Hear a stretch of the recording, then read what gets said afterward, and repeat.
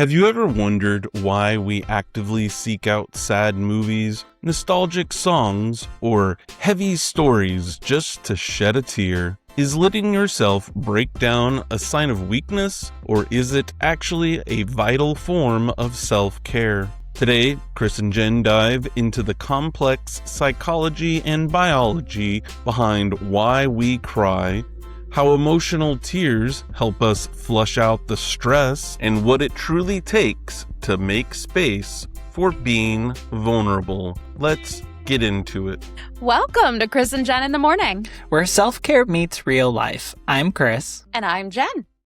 And we are talking this week about an interesting topic, I think. Yeah. And it's a random question that I posed to you.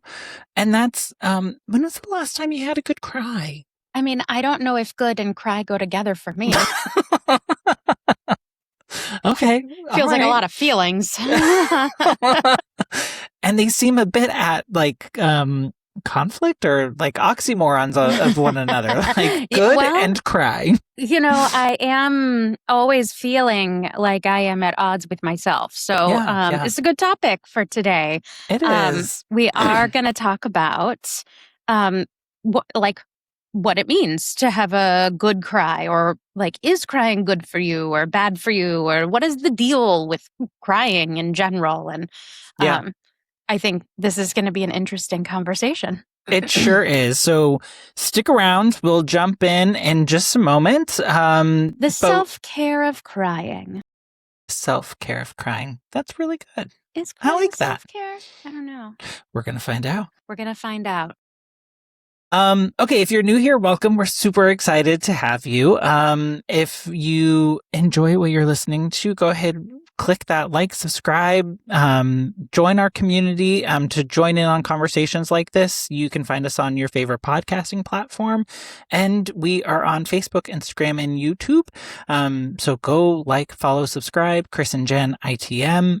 Join the conversations. We are having these conversations for the point of sharing our experiences and how we've moved through life and how we seek happiness, which is ironic that we're talking about like sadness and crying, but that's okay. We're going to get to a point.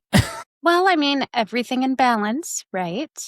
Very true. Very true. I mean, I think that's part of the whole point of the conversation. So, yes, I love this. And before we hop into how crying leads to happiness, let's hop into gratitude moments. Do you want to kick us off?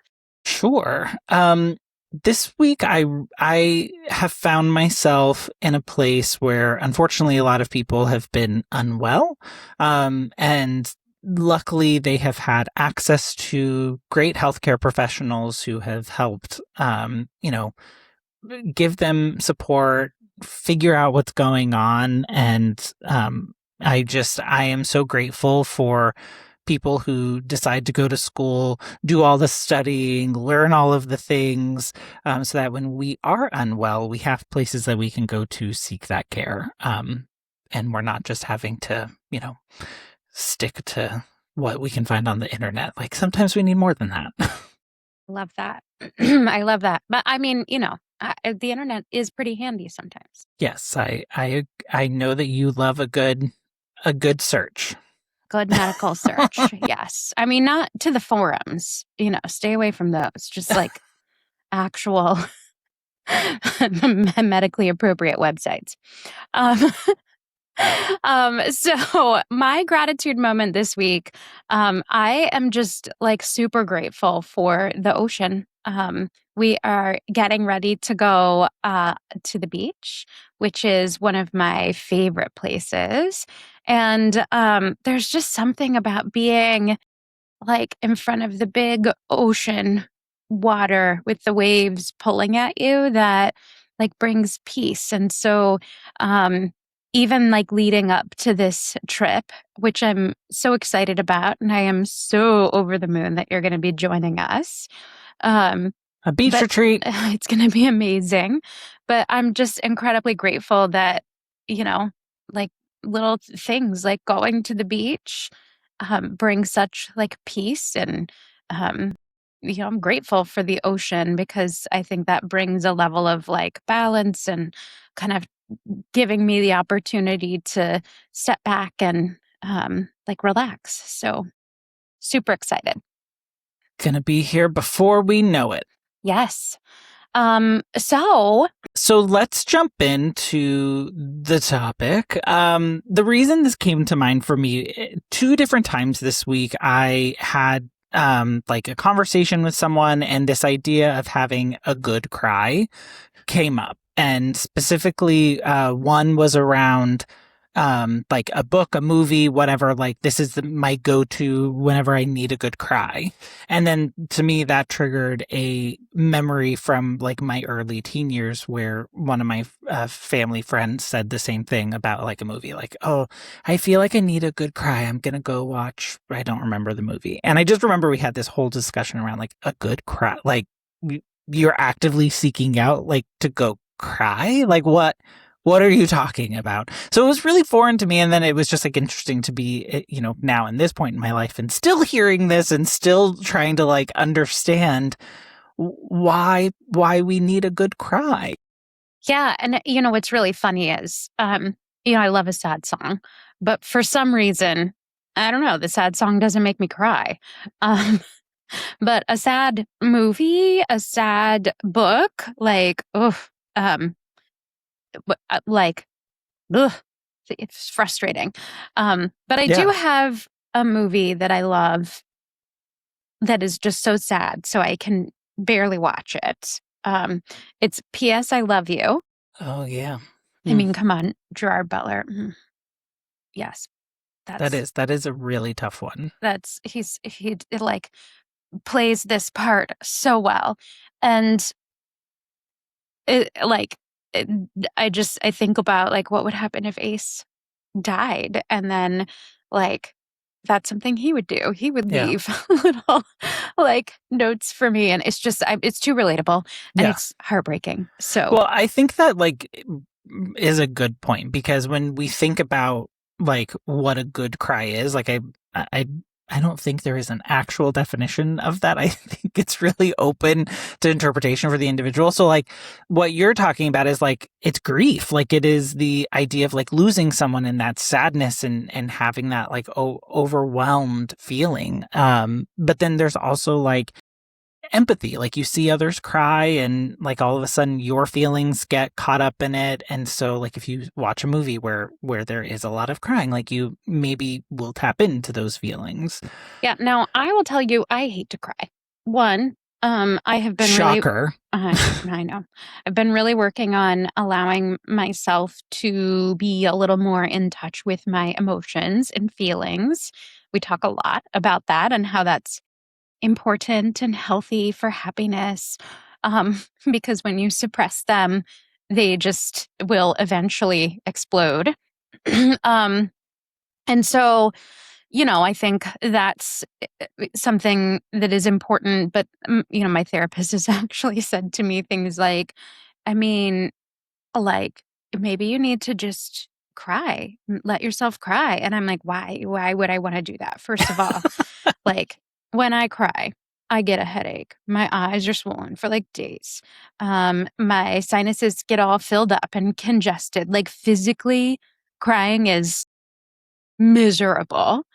Maybe that's because I'm like trying not to cry, and then I finally, I don't know. But for some reason, physically, crying is miserable. I don't know if everyone feels that way, but I do. And then like just emotionally, I feel so vulnerable and awkward, and I don't know how to recover from that.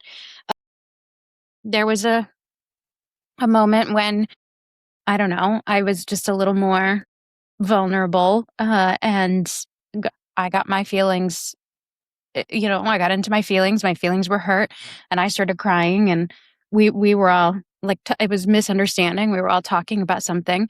And, like, I remember telling you, like, I just don't even know how to recover from this. I don't know how to come back from this. I feel so uncomfortable and awkward. So I hate crying. Yeah. Well, and I think like we have this idea as a society of what crying means. And again, like these can be both perceived and personal. And so emotional tears aren't just limited to negative emotions. And so I think as we think about crying, there is like the journey that you go on whenever it's something that is sad or deeply, hurtful. But whenever you you can be crying tears of joy, right? Like you can be overwhelmed with happiness. You can, and maybe that's not something that you tap into whenever you are in that space. But there are people who do. Yeah. Do you? No. Oh, okay. All right. No, I am the type of person though, like whenever I am feeling super frustrated, for some reason, like that is tied to my tear ducts. When I am feeling very overwhelmed, that is tied to my tear ducts. And then of course, like when I am like some deeply saddened thing. Yes. When I'm feeling, I don't know, embarrassed, the tears start. When I'm feeling like very frustrated, and it does. So you're right. Like it doesn't mean sadness necessarily. Yeah, I think this is something I need to work on, namely because it is something my therapist has mentioned. But it isn't. You're right. It is not just a. I mean, I do my eyes leak a little bit sometimes when I'm laughing, but that feels different. Like I don't get the headache from that. So maybe it's like the headache and all of that comes from trying to hold back the tears. Yeah. Interestingly, as they have done like studies around this, who knew that there were studies on crying? Yeah. But like what they have found is sometimes emotional tearing is tied to like a deeper response to something. So in our past, that we may be attaching like this overly emotional piece. So like whenever our feelings are pinged or we are in that type of situation, that's what we're tapping into. And so so crying doesn't necessarily mean that we're sad. It means that something matters to us a lot, and it's like getting to us in a certain way. And I think that potentially is why when I think back to having this conversation with the person that I did in my teen years, like it was more about like the nostalgia that was attached to whatever the movie or book was that she was referencing, because like that meant a lot to her and it was something special. And, but to me, like I would not be seeking out things that, intentionally made me cry. But maybe I was just, a little more naive back then around my feelings. Well, in those, and I don't know if, there's a difference in the kind of cry that you're having. But when you are not allowing yourself to cry and you have a lot of stress, around something that's very sad, one of the things my therapist has encouraged me to do is to let myself cry, because he said it's one of the ways that your body actually flushes cortisol from your body. It's in your tears. And so it allows that to kind of escape, which I do think, makes sense around like you have a good cry. And then once you've cried yourself out, although I always feel physically horrible afterwards, from a head, standpoint, get a headache, whatever. I always have to drink like like a electrolyte after I cry. Tears are salty. And maybe you're crying because of that. So maybe the headache is dehydration. I don't know. It's crazy. But, he said, like, look, if you don't allow yourself to cry, you can't release like you can't let go of or release what you are holding on to. And so you either need to find a different way to let that cortisol release from your system, or, you just need to like let yourself cry. It's healthy. And I know that there's like some mixed opinions on this, but I think the other thing that's really interesting about allowing yourself to cry and what that does for you is it can actually trigger like your as your system's trying to balance, it can trigger like the hormones that help you feel better. So you can get this like rebound, this vagal rebound following tearful crying. And it's that like parasympathetic regulation that happens within your body. Like it triggers your brain to say, oh, we need to push out some more of these hormones to help bring us back to balance now.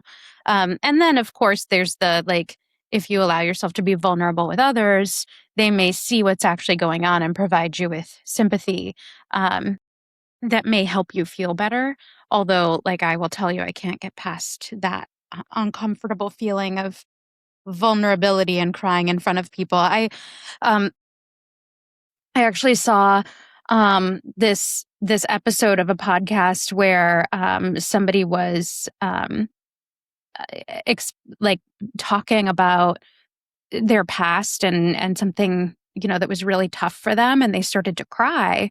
And what was called out is like they didn't apologize for crying, and like just saying not only like thank you for your vulnerability, but like thank you for being confident in that, because you shouldn't apologize for crying or having feelings. And yet, like, I don't know about you, Chris, but that is my like instant reaction when I cry, is to feel that I need to apologize for it.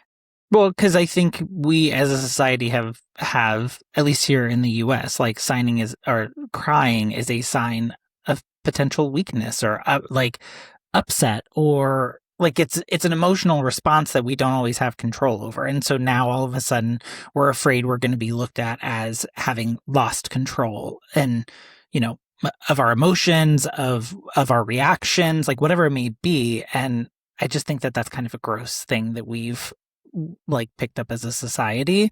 But I think it's also a perfect understanding of how sometimes our emotions, like we don't have control over them. Like our bodies respond in such ways that we don't always have control over. So whenever, like, I remember a few times whenever I was super frustrated and I got, I started getting teary eyed, I stated that. I said, I just want to be clear. These tears are out of frustration. It's not out of like sadness or, you know, whatever. Like I'm frustrated right now.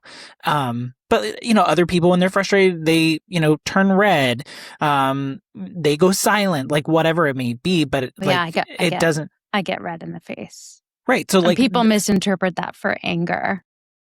I actually like literally had somebody who was pushing all of my buttons at work once, and I was getting very frustrated, but trying to remain calm. And she said, I mean, your face is so red. And I just said, wait, I literally can't help that. That's something physical that's happening that I cannot help.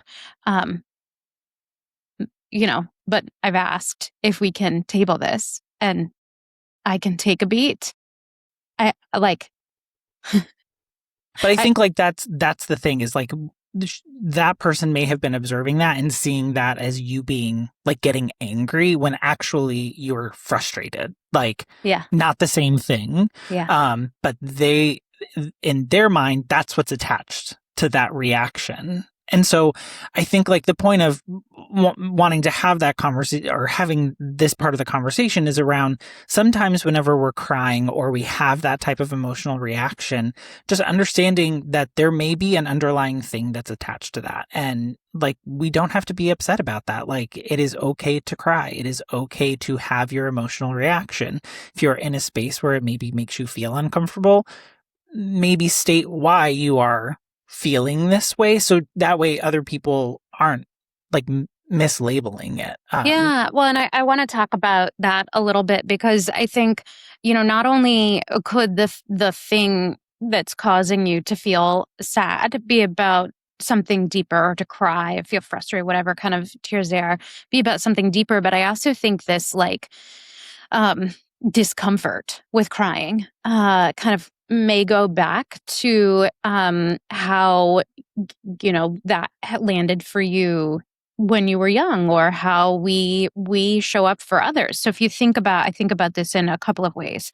So one, you know, Chris, when you and I were kids growing up, it was a very common culturally to like just tell kids to toughen up, right? So crying was like, hey, don't cry. That's bad, right? And so I think there are a lot of people that have this foundational message that was encoded when they were very young around crying is bad.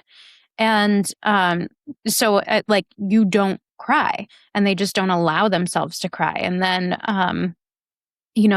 that emotion has to escape in other ways, and sometimes it escapes as like sarcasm or being mean or frustration, or it just gets pushed down until the piece of straw lands on the haystack and the whole thing topples. I think the other thing is like how we show up for other people when they cry. So if what you are doing when somebody else cries is anything to make them stop crying, even if those things are positive, that does not reinforce that it's okay to cry. Then, oftentimes people will perceive that as discomfort and take that on as feel like that's a burden. And so I think one of the best things that you can do it depends on the situation. But one of the best things you can do or ways that you can respond when somebody is crying is to like acknowledge it in a positive way and not try to make it better so that it goes away. But just like be there with them, sit with them. We all often feel like when somebody responds in a way that like is sad, or when somebody has something sad going on, we need to be there to help them feel better. But like sometimes there's nothing that you can do to make them feel better. They just need to feel not alone in that. And so I think the way that we respond to our own tears and to other people's tears, that's something that we can be more mindful of, so that we make it more acceptable. Not even in just like making people feel like it's not okay to cry, but also in not being too quick to try and make them feel better so the tears go away. Right, exactly. And I think a lot of like my career has put me in, unfortunately, rooms with people who tend to cry. And when I have found myself in those spaces, I try to be very mindful about what that person needs. And it can feel awkward, right? Like especially in a professional setting, like you're sitting there, a colleague is crying. What am I supposed to do? I can't change what's happening. Like there is some awkwardness, but I think how you said that, like acknowledging the reaction, and then if in many instances people apologize, and I acknowledge that it's okay. Like we are in this space. It is private. Here's some tissues, like whatever I can to help support them in that moment. But like people are allowed to feel what they need to feel, and it's about showing up. And also in friendships, like I've been in that places with friends who something has happened, or we've had a conversation about something and it's moved into this like overly emotional place.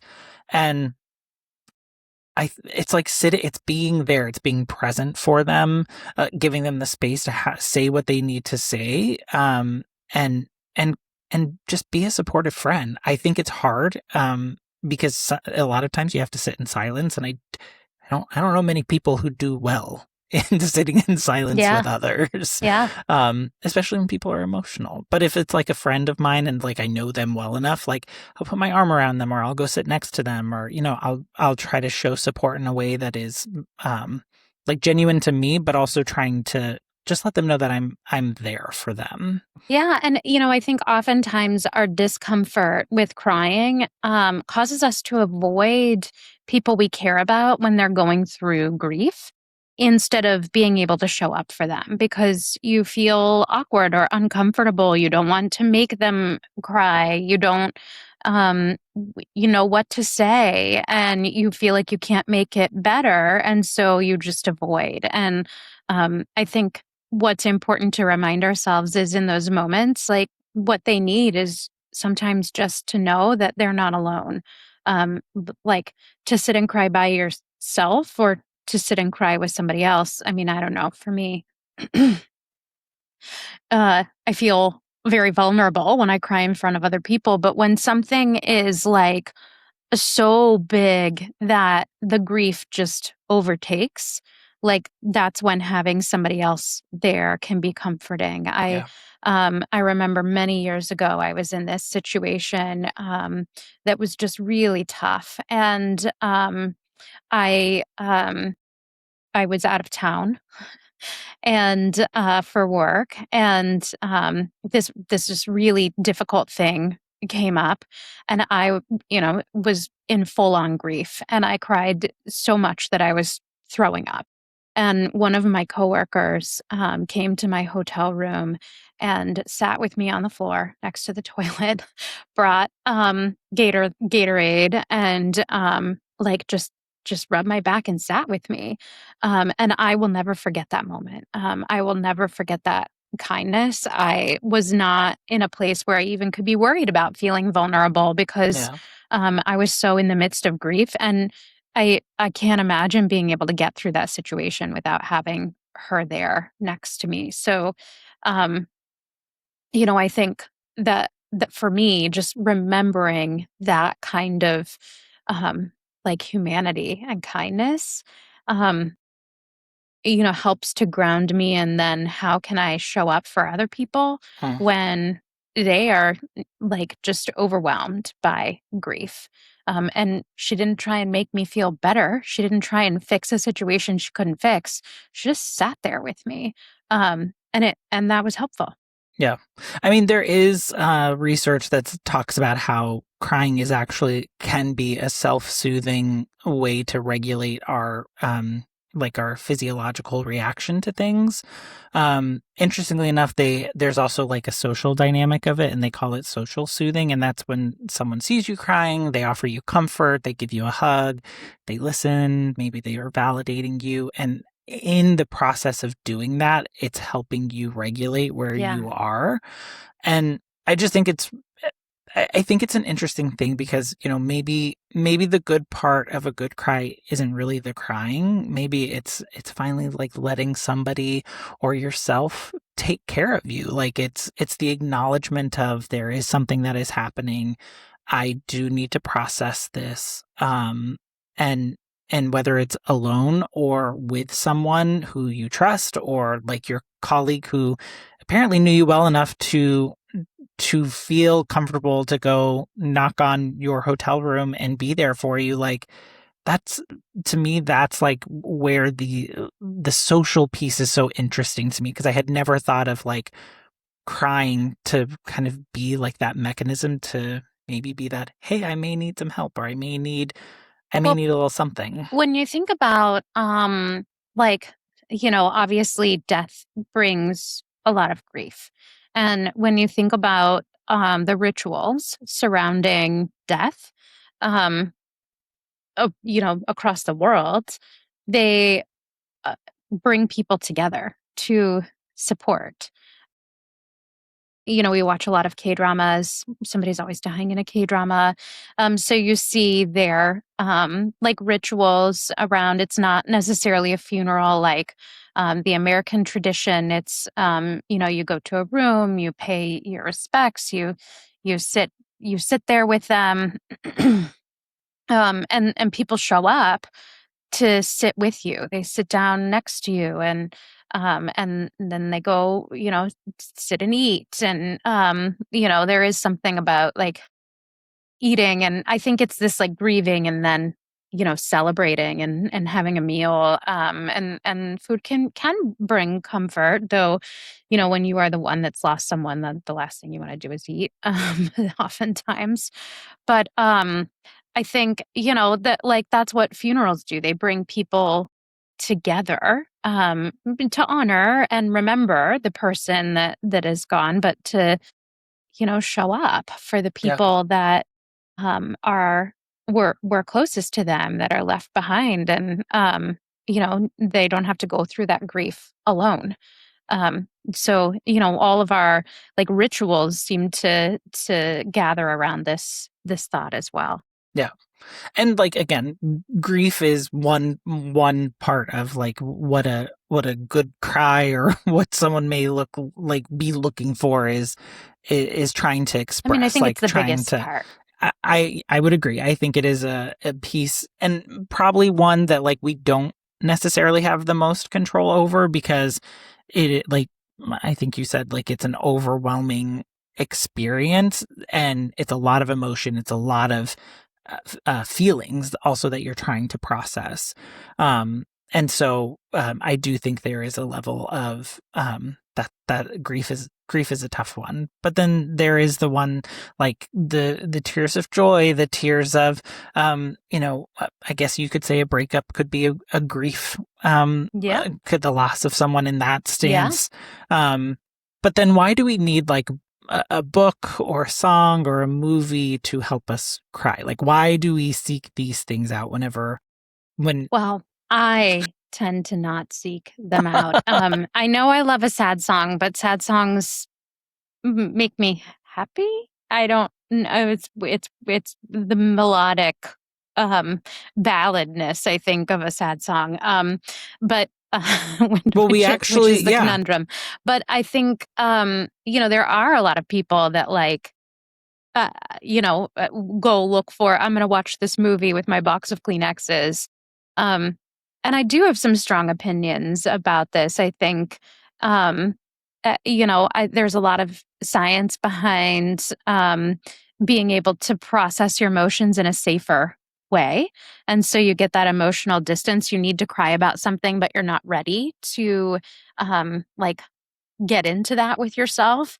And so it's a way to like get that like hormone and those feelings like processed through your body and take yourself on that journey to like getting to the next stage. They talk about like the stages of grief. And that's that sadness is like where it starts. And so in order to move to the next stage, you've got to be able to process through.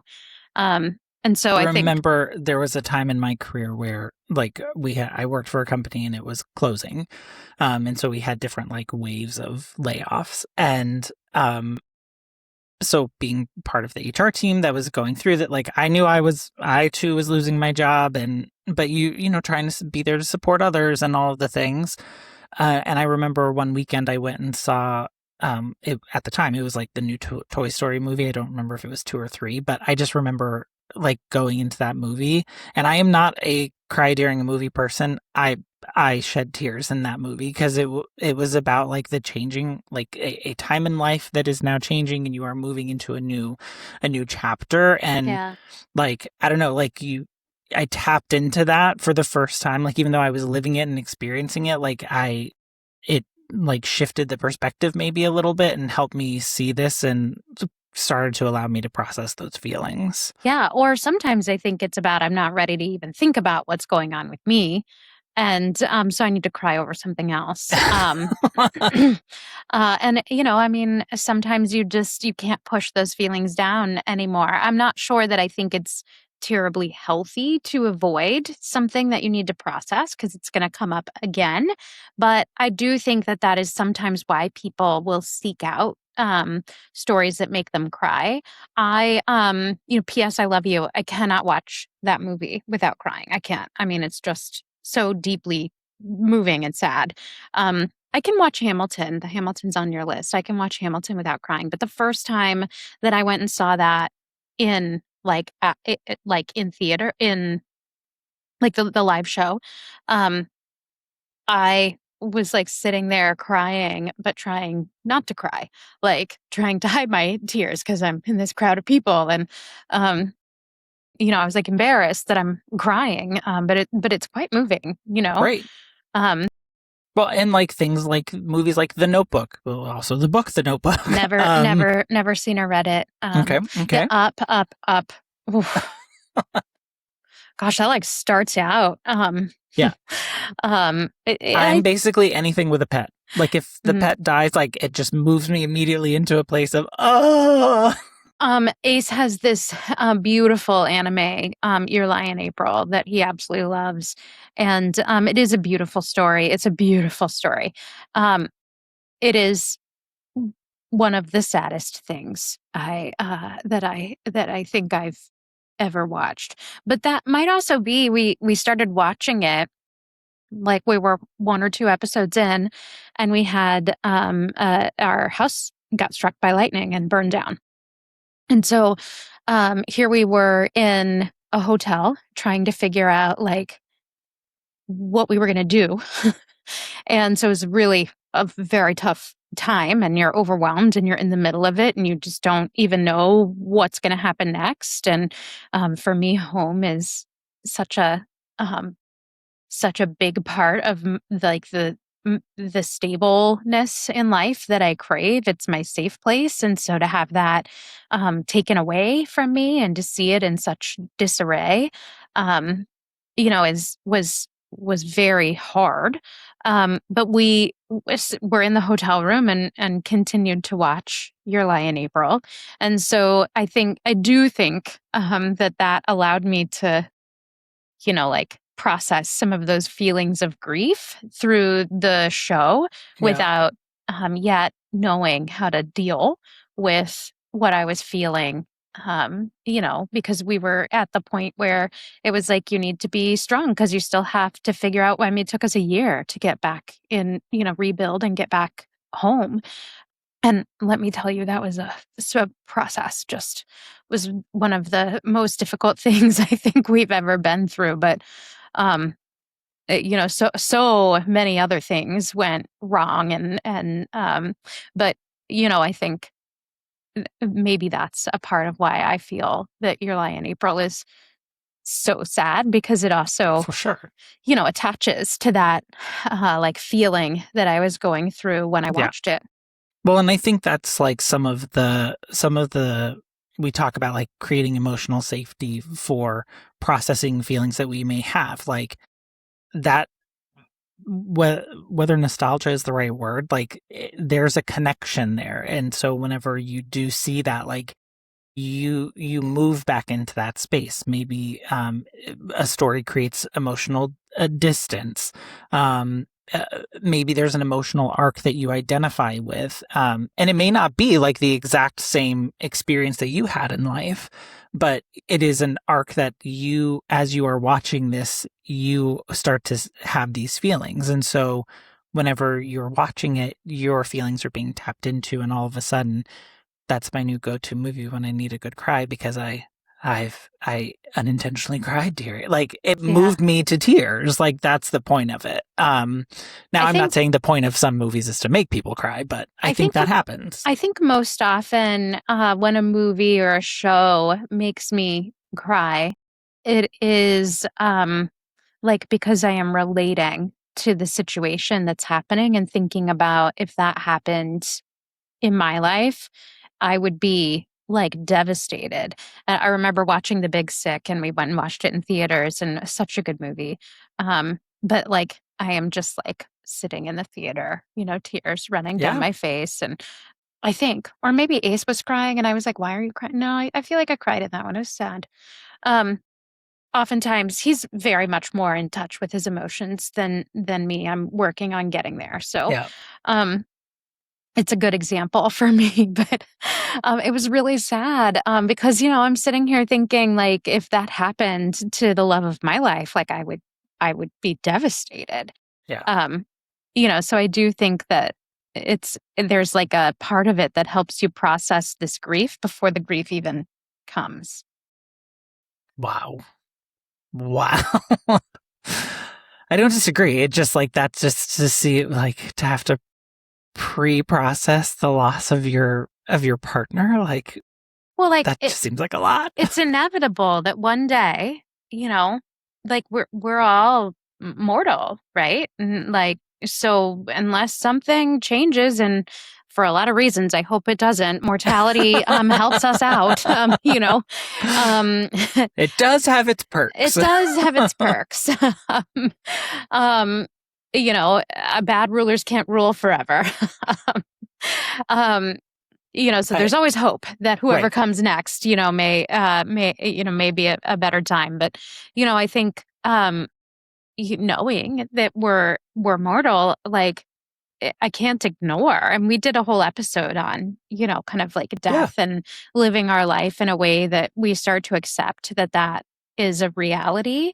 And so I can't, like, logically, well, I mean, I could pretend, right? But if I'm connected to reality, I really can't ignore the fact that one of us is very likely to be living without the other of us. And that's very sad for me on either side. And I hope it's a long time in the future. But, Me too. I mean, I'm also not in my 20s anymore. Shock. So. But that's the purpose of stories, right? Stories, music, whatever. Like it is, there are, to tell of things that have happened. It is to express thoughts, feelings, opinions. But I kind of like how you encapsulated that. There is a level of storytelling that is also like the inevitability of things and learning from each other and hearing people's experiences. And The Big Sick is a good example of that because it's based on a true story. And I do think like there is purpose and power in being able to tell a story that can help people maybe start processing and putting those things in perspective. Yeah. I love music. It's, I think we've talked about it once or twice on this podcast. But there's actually this broader phenomenon in music that they found, that sad music, people actually seek and enjoy the sadness when the sadness is experienced in a safe and aesthetically meaningful context. And it can provide that emotional regulation, empathy, reflection, nostalgia. We did an episode on music and we talked about this stuff. I actually found a study of that 772 people found that the nostalgia was actually the most frequently reported emotion associated with sad music rather than sadness itself. So basically, it was connecting them back to something, and it was because of that, like that's why they felt that connection to that feeling. So, maybe we're not putting on the sad song because we want to be sad. Maybe it's that we're putting it on because we want to remember someone, something, maybe I a don't know. time I in feel like life. oftentimes a sad song has a soothing melody to it. And I like the melody. I like the way the notes come together. There's something beautiful about that I just am drawn to. And so oftentimes I'm not thinking about the words, but thinking about the way that the notes come together and make me feel, which is, like I have one of my favorite bands was The Fray. And I don't know, they still exist, but the lead singer is no longer there, and so it's all different. But we've seen them so many times in concert. I have listened to them like for our entire marriage, basically. And it was just earlier this year I was listening to their songs, and I said to Ace, wow, a lot of these songs are really sad. And he just like looked at me like, sometimes I don't know if you're being serious or you're joking. Like, you literally are just noticing that now. I'm like, well, it's like I know the words. I just like when I'm listening to the song, I don't know, like the way that the melody runs, it like drives a feeling. It's not necessarily like the words telling a story that I'm listening to, which is probably oftentimes why, I have my own words that I sing. I make up It's actually a good words point. so easily. Yeah. But when you think about like a sad song, oftentimes the melody is soothing. Yeah, whenever you think I feel like I'm getting some insights here because Okay. All right. I like songs because of the lyrics. Like to me, that is like a lyric can be very powerful, and then you put it on music on top of it, and it just like takes it to a whole new level. What I'm hearing from you is like it's that music that really kind of moves you and is what you're connecting with, which does make sense as to why you just make up lyrics or think like those were the lyrics, because that's not the part that you're focusing most on. You're focusing more on the music part of it. Yeah, I'm not thinking about what it means. I'm thinking about how it feels. Yeah. Right. Interesting. Yeah, that is interesting. So, why can sad things feel good, Chris? I do. So we talked about this back in our music episode as well, this pleasurable sadness paradox.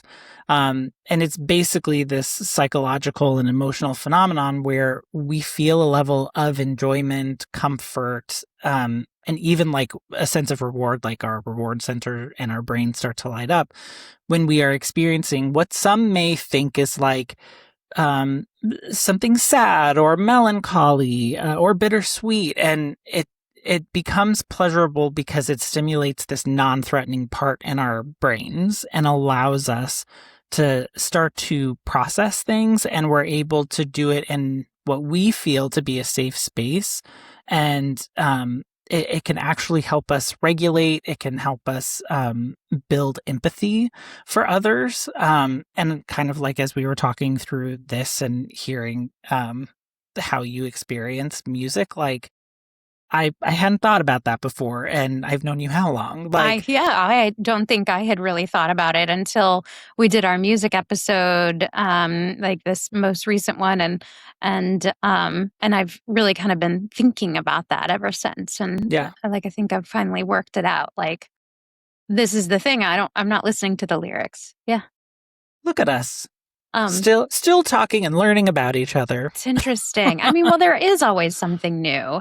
Yeah. I think that's what keeps things interesting. And actually, we're going to talk about that on an upcoming episode. There is also just sometimes your defenses are weakened by many things. And, hormones do play into that. And it's not just for women. I think, if you've ever been around somebody that has been, that is more sensitive to hormone adjustments and is, getting on or off of some kind of mood altering uh, medication, like antidepressants, like the urge to cry is just like sometimes impossible to overcome. Correct. When I was pregnant, I mean, I cried at the drop of a hat. And, there are certain times when I know I am more sensitive to crying. That is related to like what kind of hormonal balance I'm in. And it's hard for me to say that because what I think often gets said is that, oh, well, you're just crying because of the hormones. And, I don't think that that's it at all. I think that your defenses are, down. And so you can't suppress those feelings as easily. They may be bigger. When you think about like dopamine comes in and makes you feel better, if your hormones are being adjusted in a way that like you've been on an antidepressant that is giving you more dopamine and you've adjusted to that and you're coming off of it, you have less dopamine, that's more sadness. I also have been in situations where, like, I recall I was going through a lot of really stressful stuff and I was just like crying. Was like sitting, Ace and I had gone to get ice cream and I just was like crying and I couldn't stop crying. And I was talking to the doctor about it and I was like, I'm just crying and I can't stop crying, but I don't really have a reason for like why I'm crying. And he was like, I mean, I think that maybe you're a little bit out of balance from a like being able to generate the positive hormones because you are not sleeping through the night. And so you're not getting enough melatonin. And so then you don't develop enough serotonin. And then, again, that helps you develop melatonin. And then that helps you develop serotonin. And so when that gets out of balance, you like, you can't sleep as well. And then you are more like susceptible to cry. So it's very interesting. But I think what often gets said here is, oh, well, you're just weaker because, you cry more, or, oh, like this isn't really that serious. You're just more sensitive right now. And like the thing is, no, like these feelings are very real. I can't be as pragmatic about it because they feel bigger. Like my defenses are down. So yeah, I agree with everything you just said. What I do believe that there is biological, psychological, sociological, like all sorts of things that go into making us who we are. And whenever you just boil people down to the most, easy or easy isn't the right word. It's simple. Simple. Like whatever's right on its face. Like, oh, well, that's the problem. It's like, no, we are nuanced people. We are human beings who our life experiences influence the way that we see the world and the way that we move about in it. And so I get frustrated whenever you look at some of the research around this because it's just not enough to say. Well, no, I don't know. I think it depends on what research you're looking at. I mean, I disagree. About where that's founded. I would ask for sources there. Well, no. What are you? I guess like what part are you disagreeing? Like I disagree that there's not enough research out there to support that. Like you cry more easily during certain times of the month if your hormones are adjusting or those kinds of things. Like I think that's what I disagree with. Okay, to be clear, I'm not saying that I agree with that. I think whenever we try and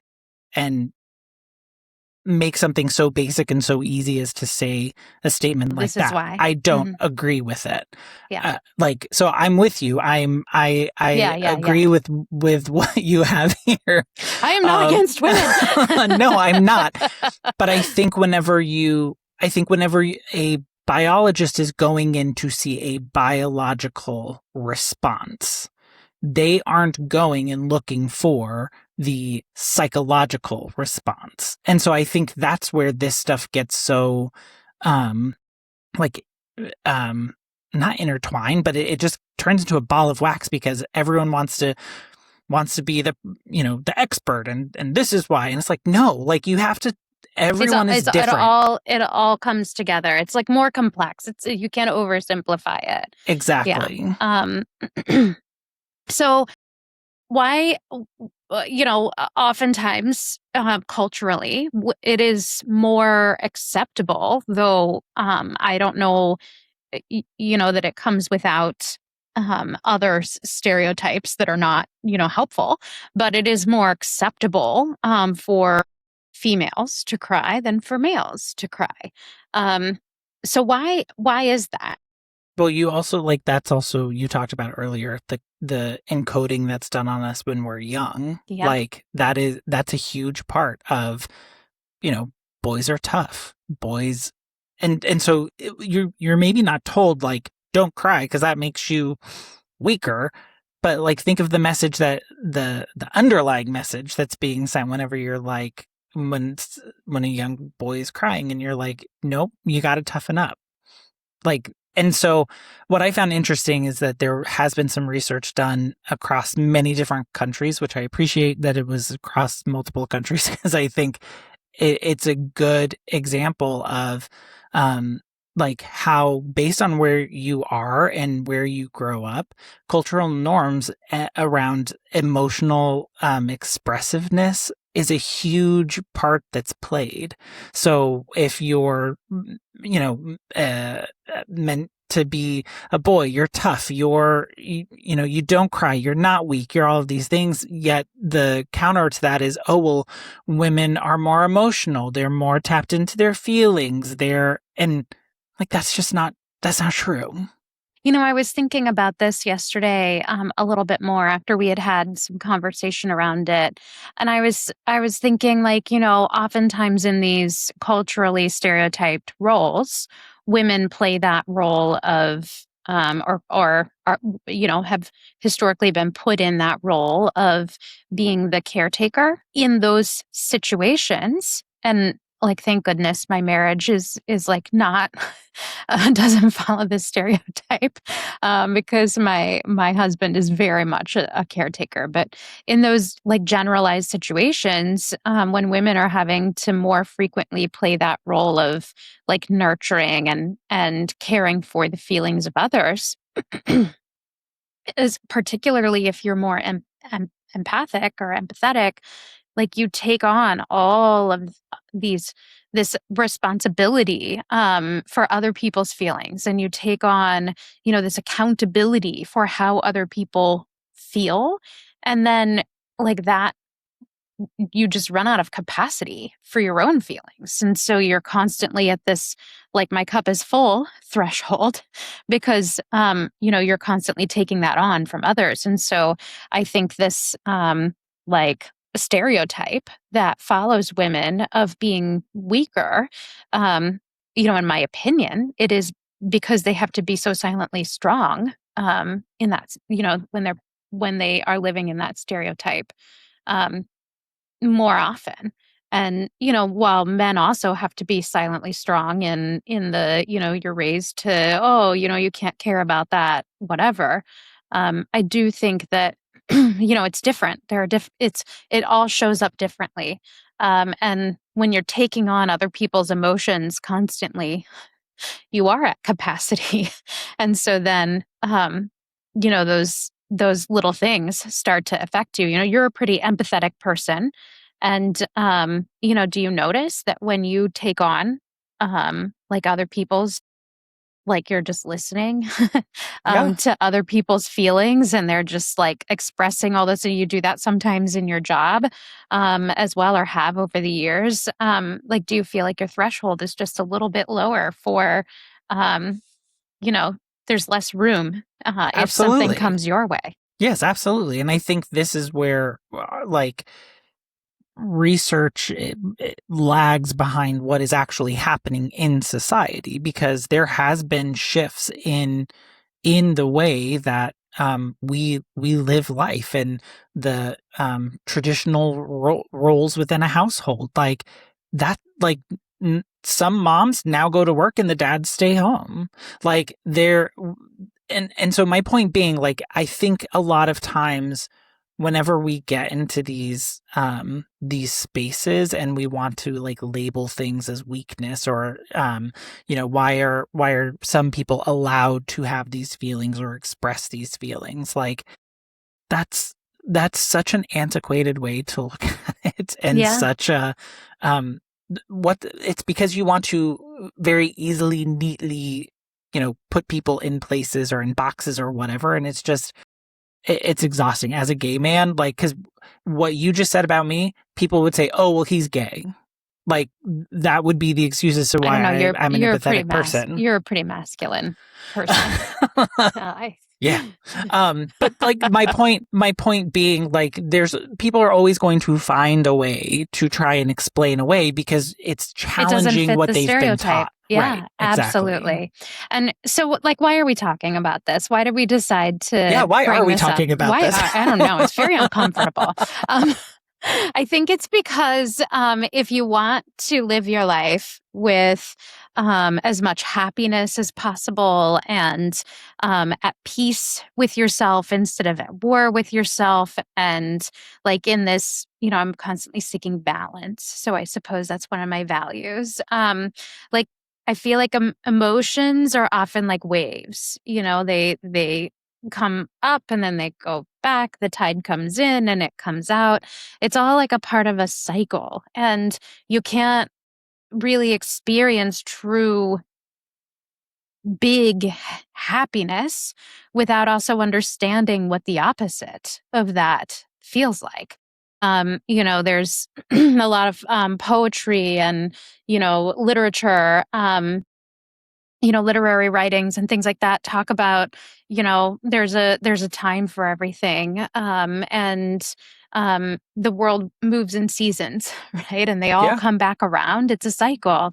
And so I do think emotions are very much like waves or cycles, because if you are just living in this flat line, you're robbing yourself of some of the joys too. But if you don't process, through those sad things, then they do rob you of being able to really experience as much happiness. And they sit and kind of like trigger you constantly over things and make those feelings bigger as well.